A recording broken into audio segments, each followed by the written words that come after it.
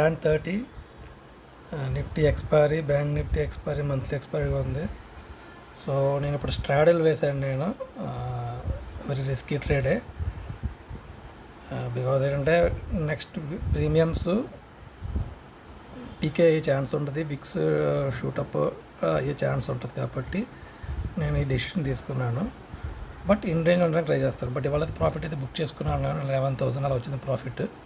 Okay, so మన loss అయితే ఇంకా ప్రజెంట్ లాస్ క్యారీ ఫార్వర్డ్ అవుతుంది. 27th టైం ఉంది కాబట్టి నథింగ్ టు వరీ. సో నేనైతే ఇన్ రేంజ్ మార్కెట్ ఇంకా ఇన్ రేంజ్ ఉండడానికి ట్రై చేస్తాను. చూడండి, ఇవాళ నిఫ్టీ 23,270 ట్రేడ్ అవుతుంది.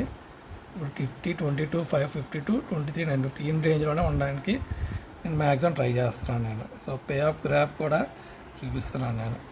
ఓకే, సో ఈ గ్రాఫ్ ఉన్నంత వరకు నేను సేఫ్గా ఉంటాను. స్టేట్ నుండి ఎవ్రీ వీడియో అప్డేట్ చేస్తానని చూస్తూ ఉండండి.